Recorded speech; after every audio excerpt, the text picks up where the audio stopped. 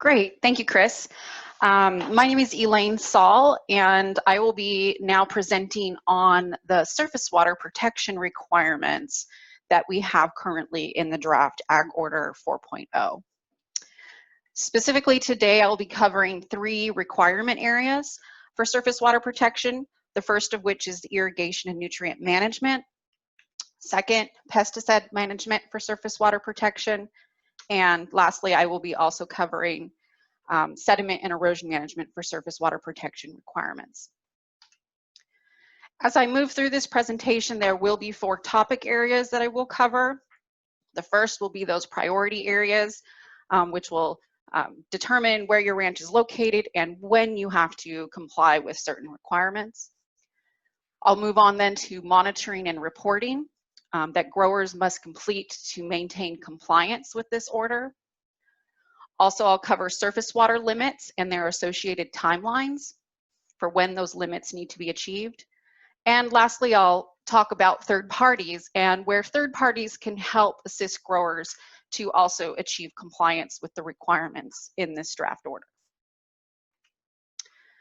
So for priority areas for surface water protection, as I mentioned, and similar to groundwater phase areas, your priority area is based on where your ranch is located.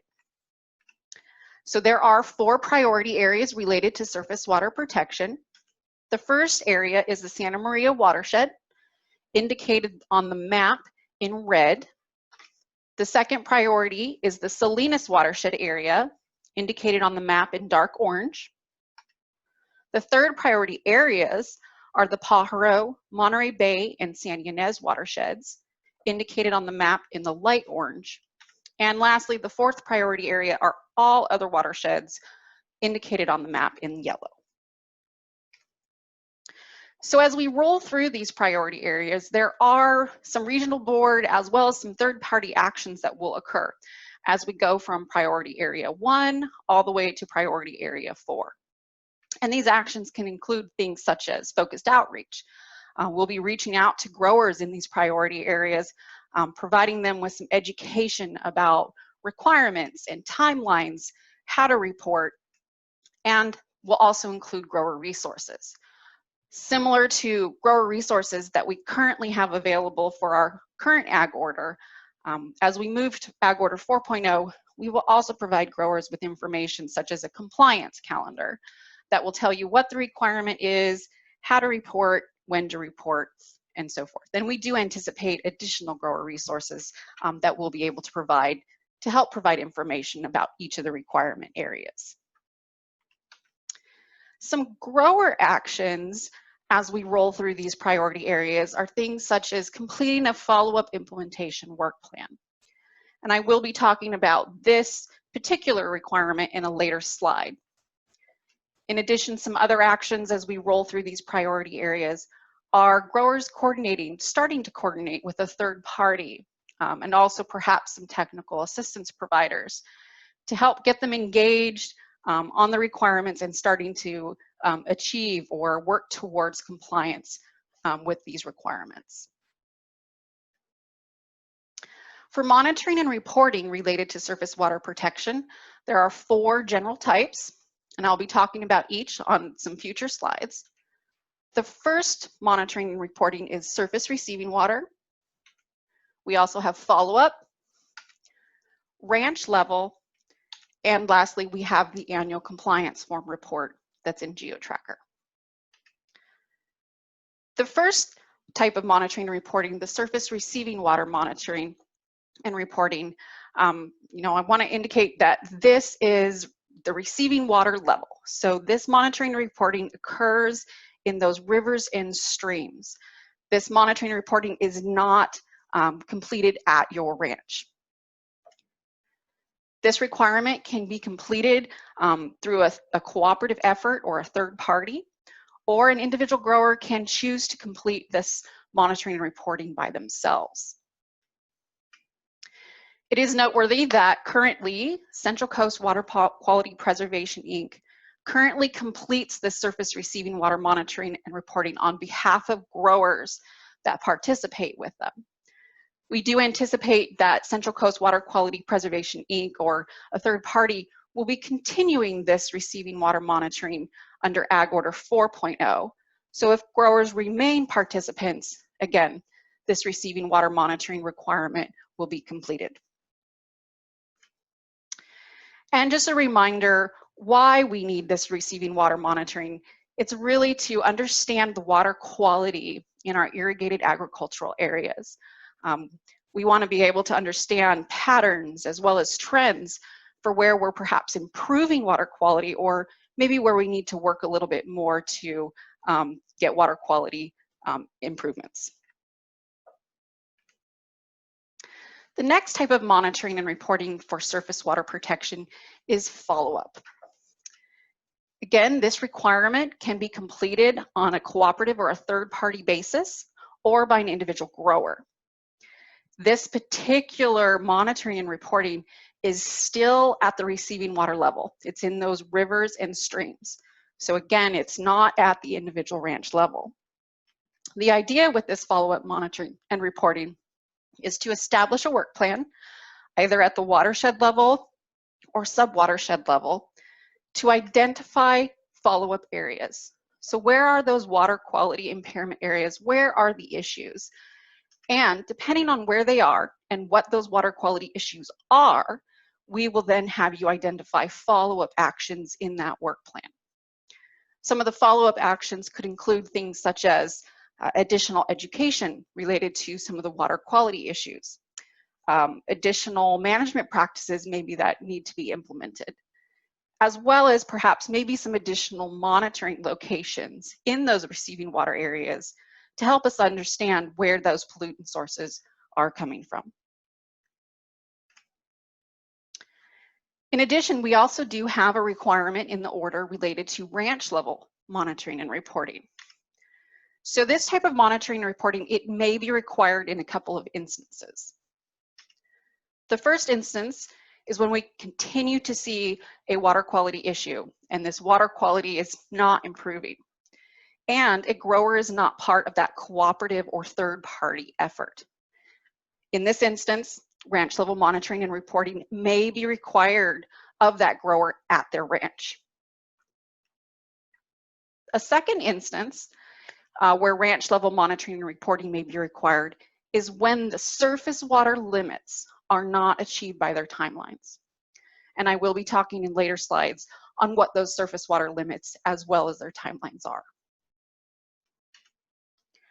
So in instances where this ranch level monitoring is required, again, an individual work plan is now necessary. So this work plan will be at an individual ranch level.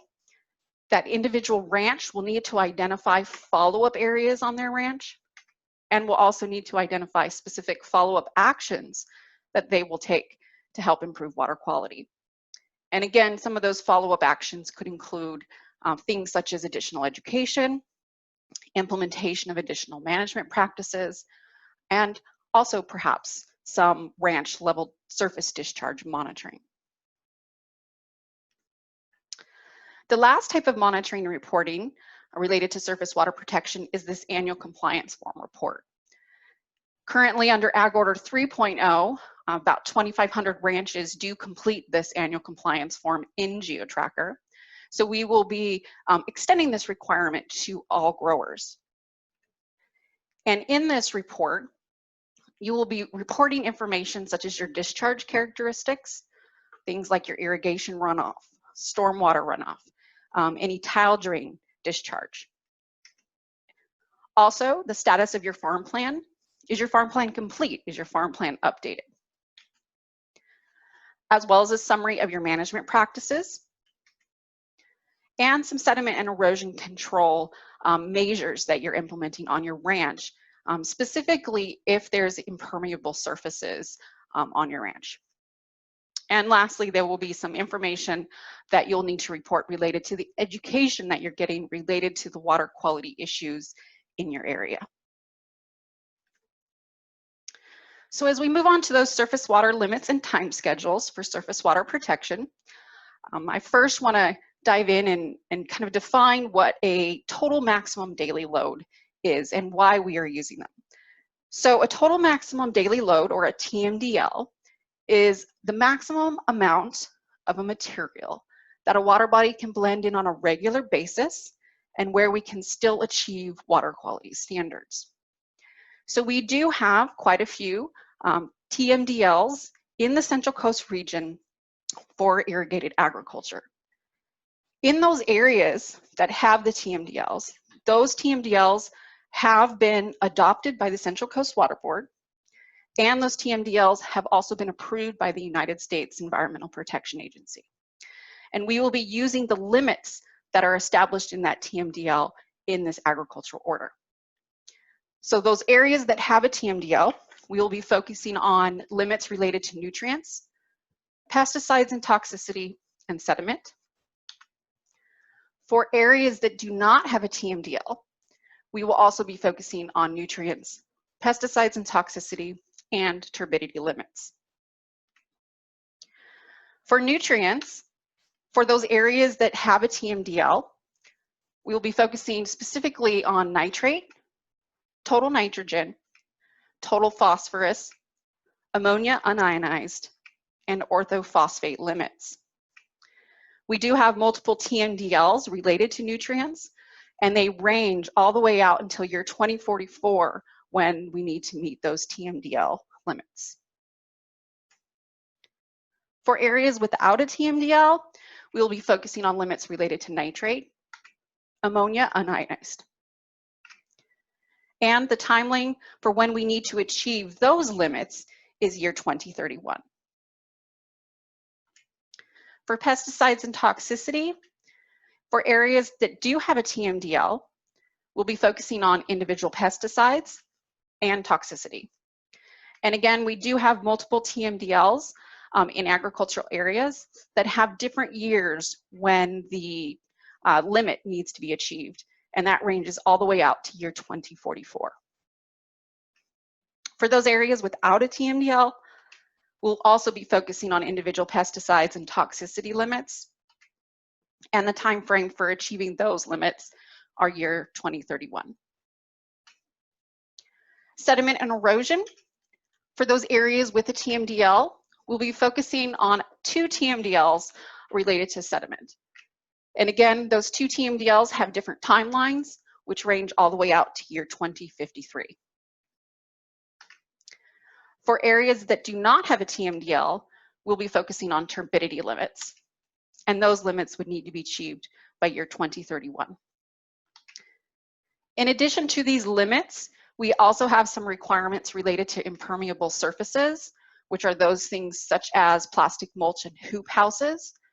So if a grower does have impermeable surfaces on their ranch, they would need to report information in their annual compliance form on management measures that they have in place to control some of their discharge, stormwater discharge from their ranch.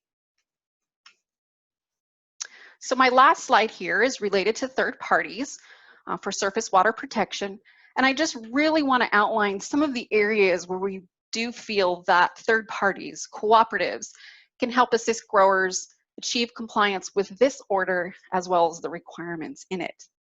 And some of those areas would be things such as the surface receiving water monitoring, where we already do have a cooperative effort underway, as well as an area would be the follow-up implementation, the follow-up monitoring and reporting would be another area where a third party could assist growers.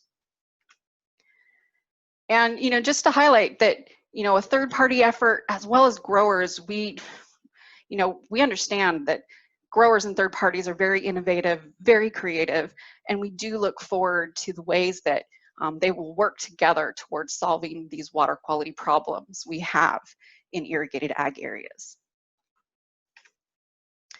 And for just a little bit information on how we're going to move forward with third parties, we do have some minimum criteria for third parties currently listed in the draft ag order. In addition to that minimum criteria, we will be releasing additional expectations within the next few months, expectations for third parties. And then after the board meetings in late summer, we will be releasing a request for proposal. And that's where we will start engaging with these third parties that are interested in help assist growers with compliance. So with that, thank you for your time. Thank you for listening to these surface water protection requirements overview.